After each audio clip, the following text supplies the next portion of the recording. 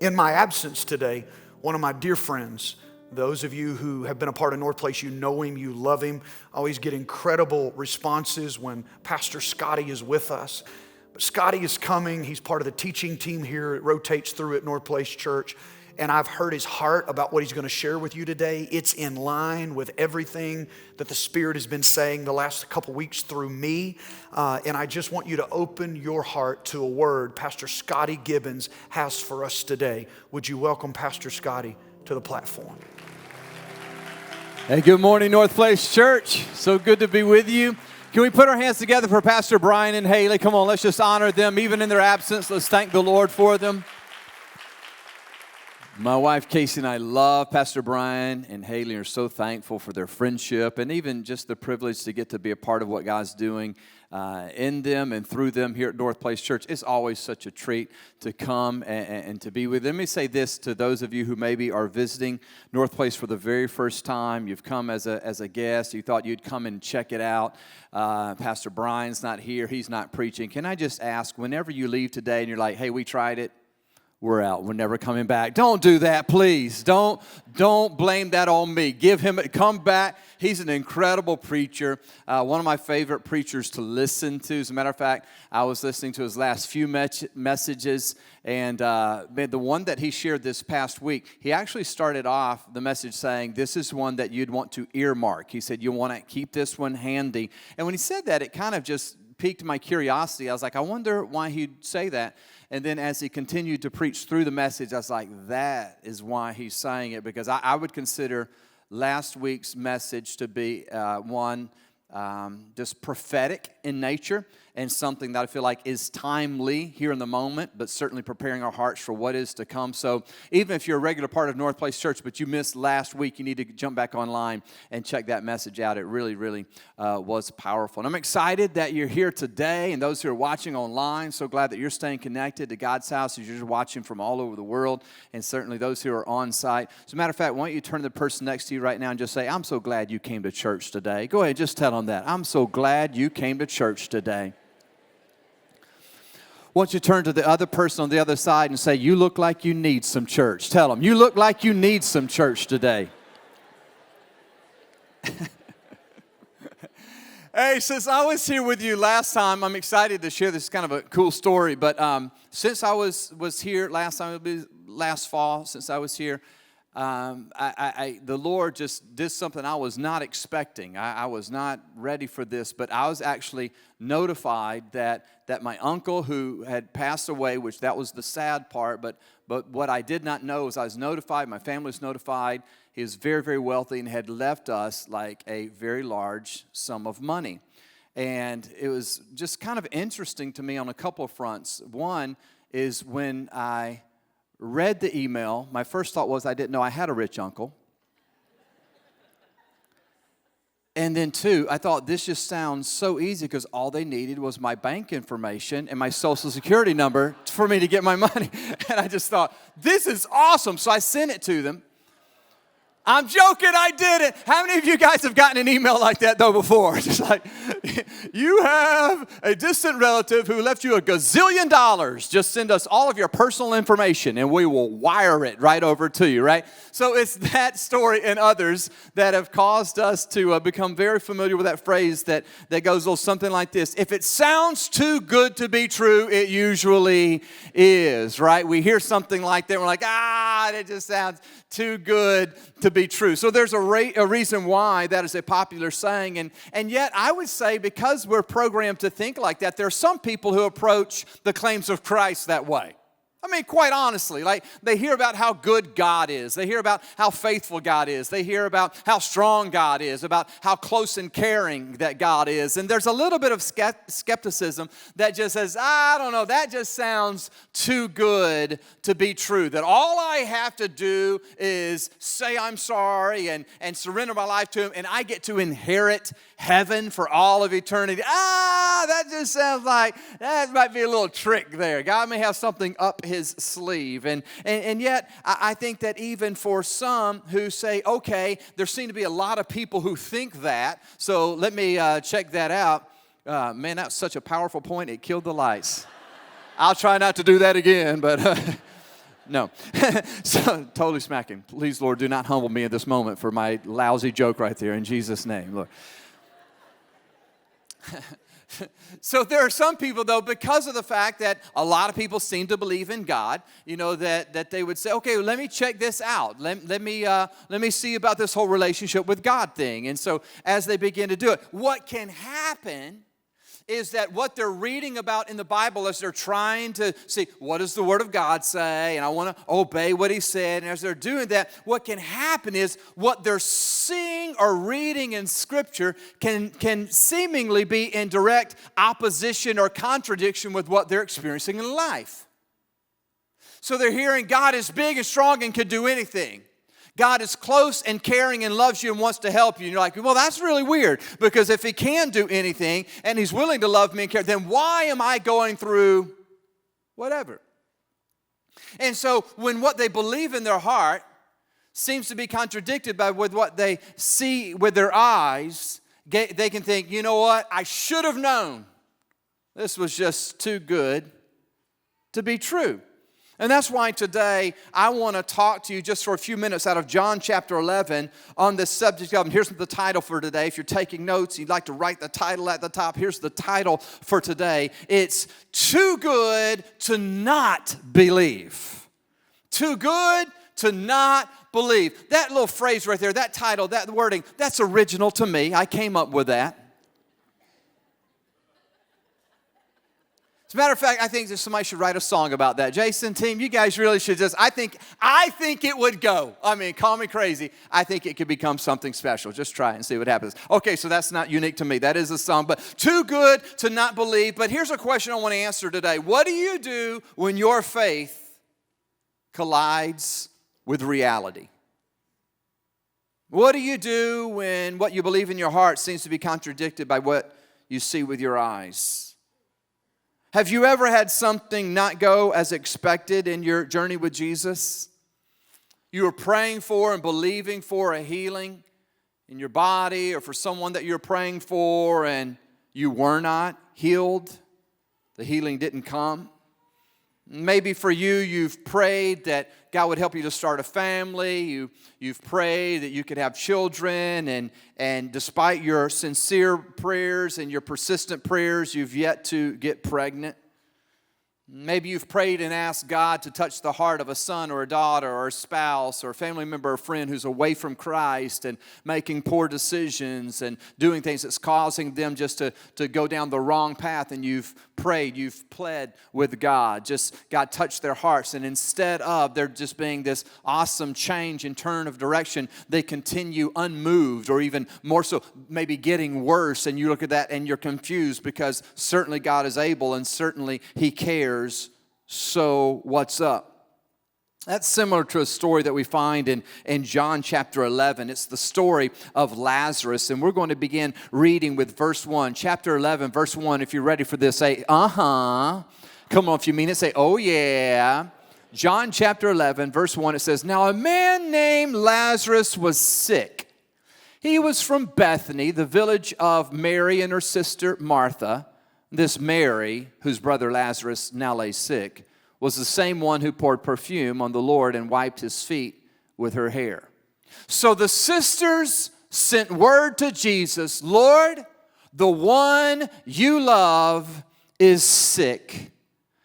Before we continue down through this passage, I just want to stop for just a moment, because it's interesting to me, kind of catches my attention how this is worded, how the approach that Mary and Martha took when they made their appeal to Jesus. They said, Lord, the one you love is sick. They didn't say, Lord, the one who loves you. In other words, they didn't appeal to Jesus for His help based off of anything on Lazarus' side of things, but instead they appealed to Jesus' love for Lazarus. You say, why is that significant? Because it's been my experience that sometimes when we're going through stuff in this world, when we're going through difficulties or dark days or trying times, and you're praying that God would help you and He's not answering when and how you would want Him to, we can be tempted to think the reason that God is not answering is because I've done something bad or wrong on my end.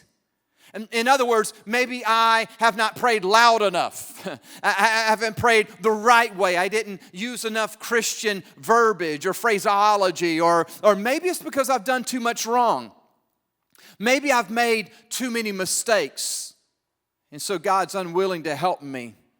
He's unwilling to answer this prayer because I'm not good enough, I'm not spiritual enough. How many of you are so thankful today that the grace of God is greater than all of your sin? How many of you are thankful for that? I mean, God's grace is so much greater. It's never about, God never looked at you and said, how much did you sin? Well, this much. Ooh. I mean, I got some grace, but I don't know if I got that much.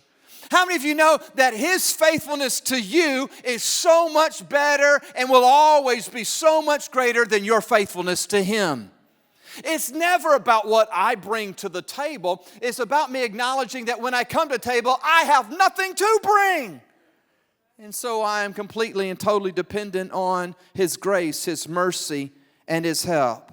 The word came to Jesus, Lord, the one you love is sick. Verse 4, when He heard this, Jesus said, this sickness will not end in death. No, it is for God's glory, so that God's Son may be glorified through it. I don't know about you, but when I read that verse, it's a little bit interesting to me. Just by a show of hands, how many of you are familiar with the story of Lazarus? Come on, just wave at me. So you may, like me, find that to be a little bit interesting because you know what Jesus just said, and in essence, He's saying, hey, no sweat, don't worry about it. Lazarus is not going to die. But if you know the story, that here in a few verses, guess what happens? Okay, so that's strange. You know, Jesus is like, don't worry about it. It's all good. You're like, no, I read it. It ain't good. He dies. This is not. But what happens is that if we're not careful, we can just look at something on the surface and arrive at an assumption or a wrong conclusion if we don't press deeply and look carefully, because on the surface, it looks like Jesus is saying Lazarus is not going to die, but it's not what He said. He said, this sickness will not end in death. So He's saying the sickness may be real, but the sickness is not going to get the last word. I love that about our God, is that you need to know that when you're going through something that's difficult or hard, you are not unspiritual or displeasing to the Lord when your humanity is there in the moment with your fear, with your confusion, with your uncertainty, with your discouragement, with whatever's there. God's not looking at you going, you're going through that and you're afraid, and I thought you were a woman of God. He's not looking at you going, you're going through that and you're discouraged. I thought that you trusted me. You sorry, good for nothing. It's not that God looks at us and if we're supposed to deny it. If I'm really spiritual, I can go through something that is painful and going, I'm not hurting. I'm not hurting. This doesn't hurt at all. Listen, that's not spiritual. That's lying. God never looks at you when you're feeling the truth, speaking the truth, and gets mad at you. He's never called you to deny your reality. He just wants to lift your eyes to a greater reality. He said, Lazarus may indeed be sick, but He said, but this sickness will not get the last word. Verse 5. Now, Jesus loved Martha, and He loved Mary, her sister, and He loved Lazarus. Verse 5 is just, that's just a sentence of pure affection. It shows His love for Mary and Martha and Lazarus. It captures just a little glimpse of His heart, and finding out that Lazarus is sick. Lord, the one that you love is sick. Can you please come and help? Can you please come and do something? And it says, now Jesus loved Martha and her sister and Lazarus. So when He heard that Lazarus was sick, pause for just a moment. We got to stop just for a second, because if I'm writing the Bible, I know how I write it next. How many of you though would say, Scotty, I'm glad you didn't write the Bible? Come on, just be honest, because hey, you tick me off, you're going to hell. I mean, I'd just send you. I'd send you straight there. So it's a good good thing that I didn't write the Bible, but what I find in a moment like this is I am thinking in my thinking, like Jesus loved Mary, and he loved Martha, and he loved Lazarus. So when he heard that Jesus was sick, here's what I'm thinking. Here's what comes next. He's like, guys, I got to go. Lazarus is sick. I love Lazarus. I'm out of here. And he goes, but it doesn't say that, does it? Well, maybe it's because he's going to be like, I don't even have to go. Listen, go and tell Mary and Martha everything's good. Bam! Right now, Lazarus is better. It doesn't say that, does it? What does it say? It says, now Jesus loved Martha and her sister and Lazarus. So, because he loved them, so when he heard that Lazarus was sick, he stayed where he was 2 more days. Come on, is that just a little bit strange? Because I love them so much. It's what? He's sick, Jesus. Oh, he's not doing good. They told me come quick. Fever's climbing. I mean, it's not good. Like, you better come. Oh, the one I love. Yeah, the one. But I love Mary, Martha, and yes, we know that's why we came. Okay. So anyway, fellas, back to my story. It's like, what? And it says that he stayed there 2 more days. And then he said to his disciples, now, let's go back to Judea. It's confusing. It doesn't make sense to my natural mind. And yet, what we do know is that Jesus is not dragging his feet. What we actually learn is that God is at work in ways that we don't even understand, and on a time frame. Like he's working, like his timing is beyond our clock. How many of you know that God uses a different clock than we do? Right? Have you noticed that? Like, and that's not new to me from reading Scripture. Like, I know that from being married. We're the married folk in here today. Any married people? Like, I learned that early on in marriage. Just saying to my wife, hey, babe, we're running late. We need to get in the car. We need to go. And she said, okay, I just need a minute. But see, here's where I'm going to help somebody. Here's where I missed it. Young single guy, listen, I'm going to help you right now. I'm going to help you. She said, I just need a minute. I made the mistake of thinking she meant I need about 60 seconds.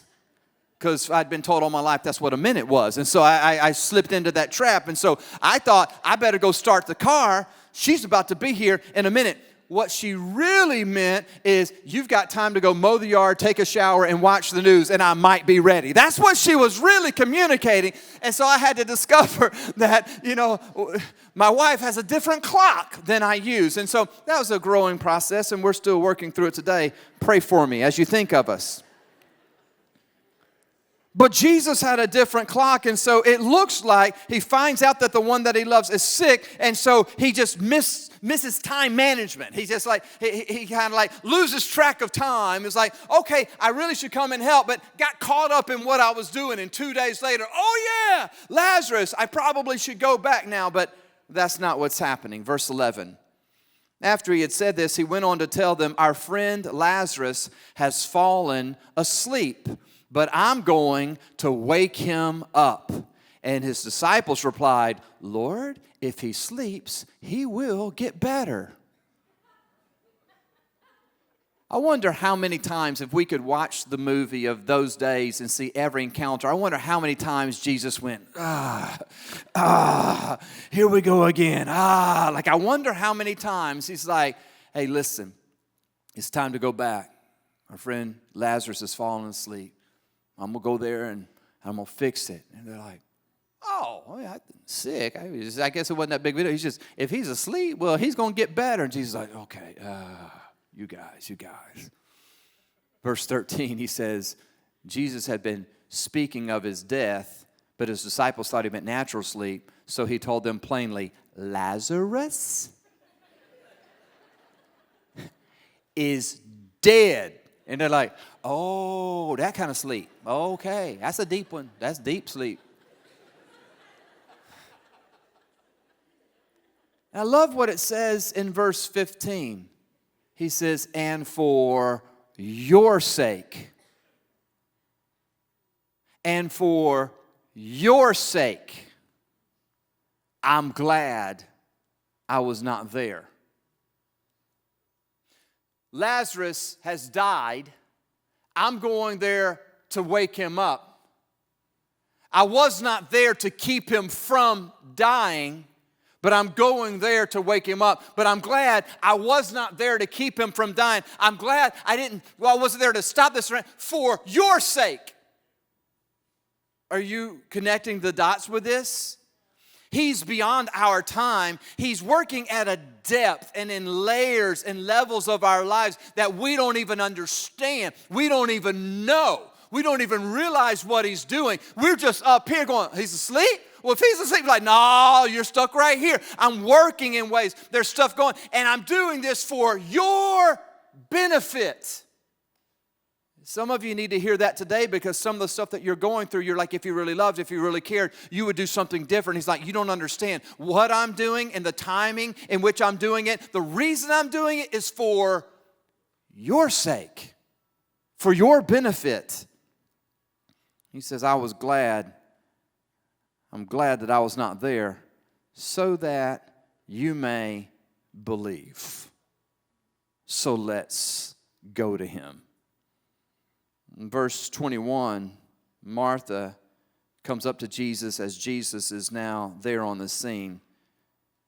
And she says, Lord, Martha said to Jesus, if you had been here, my brother would not have died. You can sense the emotion in her statement, even calling it perhaps her accusation. Lord, I know that you love him, and I know that we sent word to you. Did they not tell you? Did they not communicate? I know that you care, but you didn't come. I know that you're able. You could have kept it from happening, but you didn't. Maybe you've felt that way before. Lord, you could have stopped the car accident from taking place. You could have stopped the divorce from being finalized. You could have intervened. Lord, you created the body, and so you could have kept the cancer from ever coming in, but you didn't. Lord, if you had been here, if you had done what I was asking you to do, if you had done what I would consider to be your heart, your nature, what I would have thought you would have wanted to do, if you had just been here, you can relate to her emotion. If you had only, then this would not have happened. And she's shaken because when what you believe in your heart is not what you see with your eyes, it can shake you. When God doesn't move when and how you expect him to, it can be confusing. But look at his response in verse 25. Jesus said to her, I am the resurrection and the life. The one who believes in me will live, even though they die. Lord, if you had answered, if you had responded, if you had done what I thought that you should and when I wanted you to do it, if you had just answered my prayer, then things would be so much better. And he says, listen, there's stuff that you don't even know about that I'm working on and I'm working in. And here's my response to you. I am the resurrection and the life. The one who believes in me will live, even though they die. That's an understanding, that's an insight that this small mind and intellect of Scotty cannot figure out or understand. And yet, it's something that Pastor Brian even talked about last week for those of you that heard the message. He said, when your belief in God is based off of what you can understand, and you say, Lord, I will trust you as long as you make sense to me. Pastor Brian said, that doesn't make sense. He's saying when we come with our limited thinking, and listen, I'm looking out at the crowd right now. We got some intelligent people in this room. Like I'm looking around, I see you, sir. I see you, man. Like intellectuals, I see it. But there at some point you come to an end of your understanding. and God never does. So when the finite, the limited, tries to comprehend or understand the infinite, you're always going to fall short. So if our faith in God is based on as long as you move when and how I expect you to in a way that makes sense to me, then I will trust you. What kind of faith do I even have? So Jesus said it this way, I am the resurrection and the life, and the one who believes in me will live even though they die. And whoever lives by believing in me will never die. And then he says, do you believe this? And that's my question for you today. Do you really believe it? He's saying even when something in your life, in your situation, you look at it and you're going, he didn't answer when, he did not answer how, and now the divorce is finalized. Now the job was lost. And now the kid left home, ran away. Whatever it would be, we look at it and we tend to, with our clock, with our natural, we've been programmed to think that when the clock goes 3, 2, 1, bang, the buzzer means game over. But what Jesus is saying, see, that's where it's a little different for me. He's like, I'm bigger than the buzzer. And that's hard for us to understand because even when you were out in the backyard playing in the driveway basketball, you knew, I got to make this. You know how you pretend like you get the game-winning shot? You know, you've done that before. Game-winning shot, game on the line. They throw it to Scotty. 3, makes a move. 2, 1, and you shoot and you miss. Timeout. Man, I called it just in time. 1 second on the clock. They're going to inbound it to Scotty. And they give him the ball. 1, 1, 1. Yeah! Bang. Like, we'll hold that 1 until we make it, right? Nobody else out there? My little game, my little pretend, but even me, I got to keep it real. Once the buzzer says, I lost. I just lost. I got to keep it on 1. And Jesus going, see, it's just different from me. Jesus can go 3, 2, 1, bang.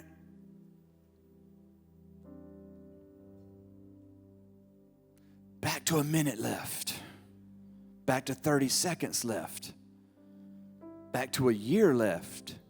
He can make the sun stand still. He can make it back up. He's not limited the way we think in terms of our understanding of his ways or his timing. And he says to her, do you believe this? I'm so glad that God is not limited to my level of thinking. And I want to remind you today that he never asks us, anywhere in Scripture, he never asks us or calls us to understanding. He never asks us to understand or figure out him. But he does cause us to trust him even when we don't understand. And I would encourage you, when you find yourself going through seasons in life when you don't know what he's up to, you can't make sense of it, you can't figure it out, don't allow what you don't understand about God to keep you from trusting what you do. Like what you know about him, hold tightly to it. As you walk through stuff that's going on around you, like it doesn't make sense, I can't figure it out, I don't know what to do, all I know is, and hold on to what you do know. Because he's with you. When Mary shows up in verse 33, it says, when Jesus saw Mary weeping, and the Jews who had come along with her also weeping, he was deeply moved in his spirit and troubled. Verse 35 says, and Jesus wept. He wept because he cared. Like, don't misunderstand this. He's not weeping because Lazarus was dead. He's not weeping, go, oh, I lost track of time, and if I just been here, oh. How many of you know he knows that he's about to throw a party, right? How many of you know that Jesus is about to do a miracle? He knows, he's not weeping over Lazarus. You say, then why is Jesus crying? He's crying because they're crying. Their pain moves his heart. He cares because they're hurting. He knows that he's about to do a miracle, but before he does the supernatural, he does the super loving, the super connecting, the super close. It says, when you hurt, I hurt. I know how I'm at work in this situation. I know how I'm about to help you. I know how it's about to turn into a party. But before you get to that, I'm just meeting you at your point of pain. And that's what he's saying to somebody today. He knows what he's going to do. He knows how he's going to help you. He knows how he's going to come through, but he still cares about the fact that you're having to walk through what you're walking through.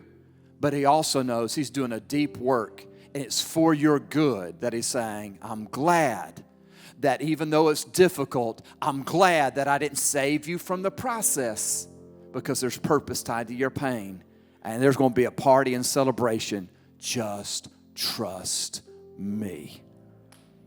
He cares whatever you're going through. He knows, he cares, he's close. Don't give up. Verse 43 says, Jesus called out in a loud voice, Lazarus, come out.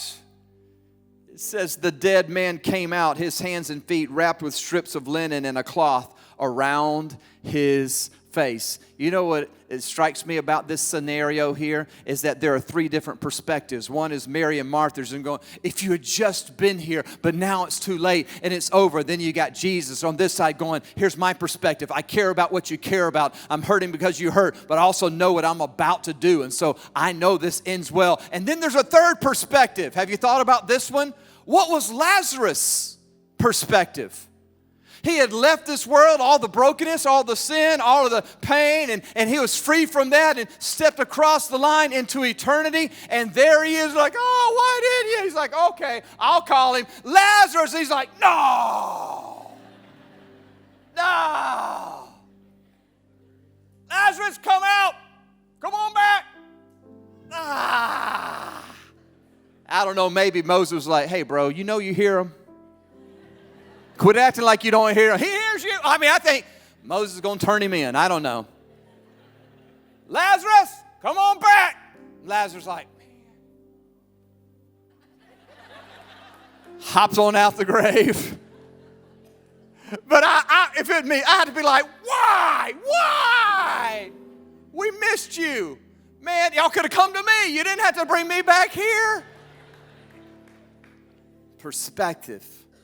What's your perspective when you're walking through pain? What's your take when something's going on that you don't understand? Because sometimes Jesus' healing and miracle and provision will come in the fact that Lazarus left this world and entered into eternity in heaven. In this case, part of the plan was, I'm glad I wasn't there so that you may believe, and so this is going to be a miracle of the resurrection of the dead. And Lazarus comes back. For the ladies, they had a perspective, but it went deeper when Jesus shared his perspective. But do you see how all of this is at work? God never calls us to figure it out. He simply calls us to trust him. And today, I just want you to know that through going through something that is very, very difficult, God can do the unthinkable in your life. He can work miracles in your life. He does not always immediately meet your expectations, but he will always ultimately exceed them if you will trust him. How many of you are thankful that God has an impressive track record with doing the impossible? His ways are higher than your ways, and his thoughts are higher than your thoughts. Listen, you don't have to be strong enough. You don't have to be smart enough. You don't have to be good enough. You simply have to trust him. Why? Because he's too good to not believe. He's too good. He's been too faithful, too loving, too kind for us to give up. Don't give up. He's with you and he's for you. Would you stand to your feet all over this room today? I want you to know that when you're going through something that's difficult, listen, even on the way home today, maybe as a family, if you came by yourself, maybe in the car on the way home today, you just start jamming out to some too good to not believe. You just start saying, Lord, I don't know how you're going to take care of this situation at work. All I know is that you are too good to not believe. I don't know how you're going to heal my marriage. I don't know how you're going to help my body. I don't know how you're going to provide these finances. All I know is that you are too good to not believe. I don't know how I'm going to make it through what what I'm going through. I don't know how I'm going to survive. All I know is that you are with me and you are for me. And if you are for me, who can be against me? You are too good to not believe. All I know is that you were with me yesterday and you'll be with me today. You're the same yesterday, today, and forever. All I know is that you are too good to not believe. I want you to say it. I want you to sing it. At home, when your spouse is cussing you out and slamming doors, I want you to say, Lord, I don't know how you're going to fix that, but all I know is that you are too good to not believe. I don't know how you're going to rescue us. I don't know how you're going to pull us through. Say it, sing it, shout it, declare it. Hey, thank you for watching the Northplace Church YouTube channel. If today's message impacted you, we would love for you to join our Northplace from Any Place family so that we can connect with you and help you take the next steps in your relationship with Jesus. Subscribe to this channel so that you don't miss any of the content available to you. And if you would like to partner with us in furthering the mission of God through Northplace Church, click the link for ways to give and be a part of what is happening here at Northplace. I'm so glad that you joined us today, and I look forward to seeing you right back here next week.